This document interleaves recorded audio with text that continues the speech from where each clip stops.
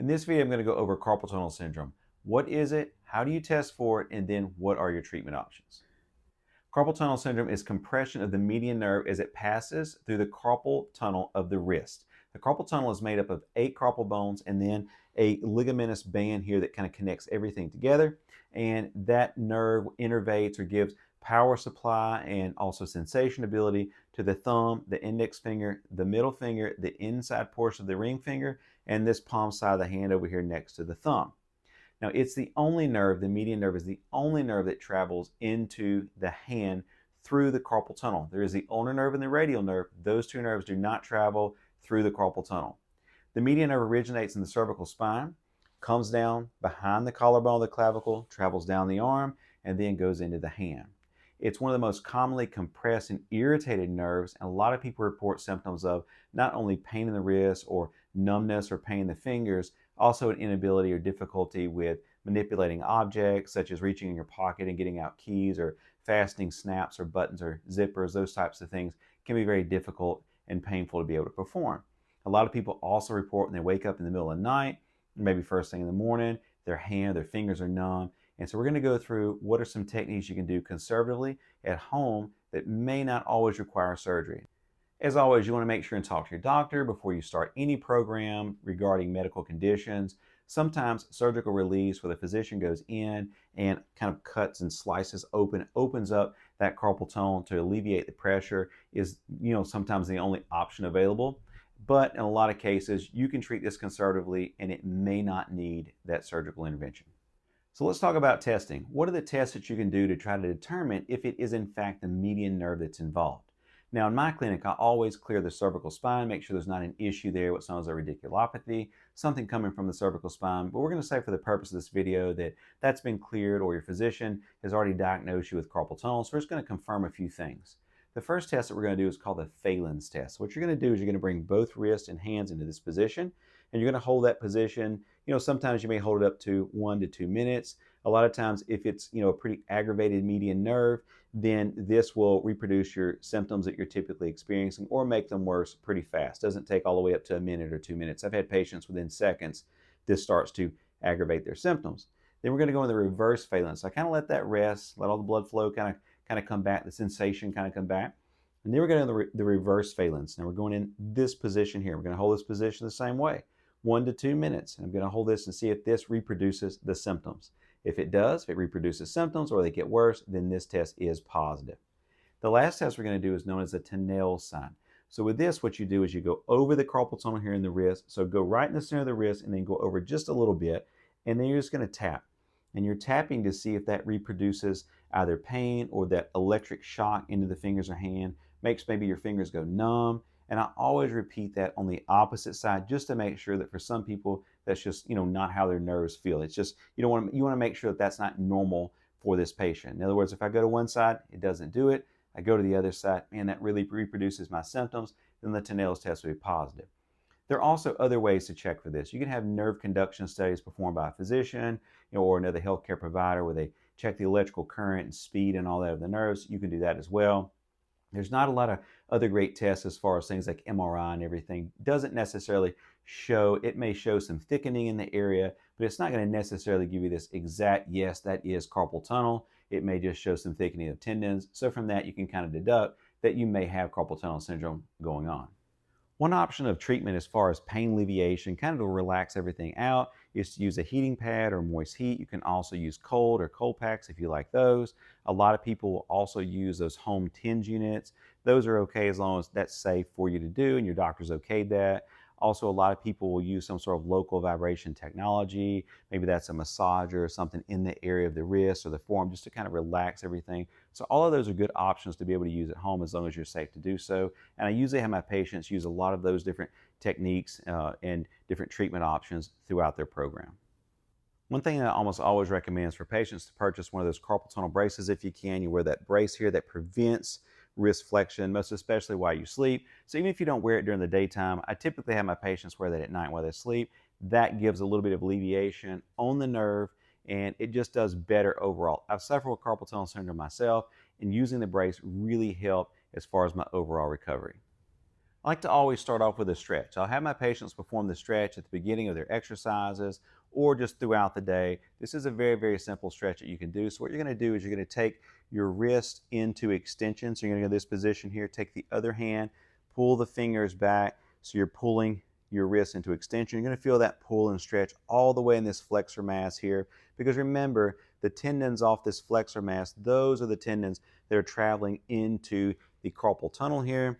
And so we're going to really stretch all this out. You may also have been experiencing not just pain in the wrist and the fingers and the hand, but also it radiates into the forearm and up the arm. That can also be very common too with carpal tunnel syndrome. Some of my patients hold this somewhere between 15 to 30 seconds and just repeat that throughout the day, but especially before we start our exercise program. And then at the end, we're also going to go back and repeat that stretch again for a few repetitions. Next, we're going to use one of these myofascial balls. You can also use a tennis ball. That works just as well. What you're going to do is you're going to put this down. You're going to go on the forearm where you're having that pain and tension on that flexor mass here, right here. You're going to go in there and you're just going to kind of roll that around. You don't have to be really aggressive, just holding that pressure, kind of rolling that around on what's known as that flexor mass right here. And I usually have my patients perform that for maybe 30, 60 seconds, several times a day. But again, when we start our program or their home program, they're going to go through that stretch and then they're going to go into this, use this, and then start working on our exercises. Using one of these myofascial scraping tools or muscle scraping tools works really well. They're pretty inexpensive. You can get metal ones, you can get different ones made out of stone, and all that works really well. So what you're going to do with this is you're going to take a little bit of lotion or emollient, kind of put that on the entire area here in your forearm. You can even do this in the hand. You're going to take that tool and lightly glide all over the entire area to just kind of relax the muscle and try to increase some blood flow to the area, just decrease some of that sensitivity. We're giving a little input to the nerve, what's known as kinesthetic awareness, just kind of going all over the area. And I repeat that maybe for either, if you want to count repetitions, you can say I'm going to stroke up and down here, maybe for 20, 30 repetitions. Or what's even simpler is just say, you know what, I'm just going to spend maybe 30 seconds or 60 seconds going over this entire area. You may get a little electric shock, and if it irritates the area too much just from rubbing over that, back off on your intensity or for how long that you're performing that.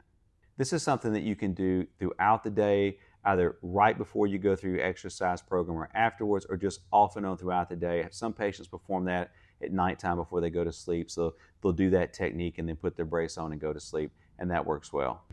Now to start a strengthening exercise, I want to work on grip strengthening. So you're going to use one of these hand grippers or hand strengthening tools. These I like because you can adjust on the end. You can kind of adjust how intense that they are, how difficult they are. And you're just going to squeeze that and work on grip strengthening. You're going to feel that in the forearm area. Initially, if this is really painful or maybe you're just feeling really weak and you can't do a lot of repetitions, just kind of squeeze that and hold that.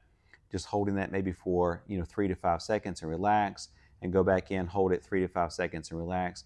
And if you're going to do it where you're just going to hold it instead of going through just the repetitions, I would maybe cut those repetitions in half. So instead of doing 10 or 12, maybe you only do 5 or 6 reps. Next, we're going to take a dumbbell and we're going to work on wrist flexion and wrist extension. So we're going to start with our palm facing up, work on wrist flexion first, and you're just going to curl the dumbbell up. Again, you're going to feel that over here in that common flexor mass of the forearm. So we're going to curl that up and then back down, all the way up and back down. Perform that for 2 to 3 sets of 10 to 15 repetitions, and you perform this once a day. Next, taking that same dumbbell, we're going to work on wrist extension. So you're pulling the wrist back into that extended position.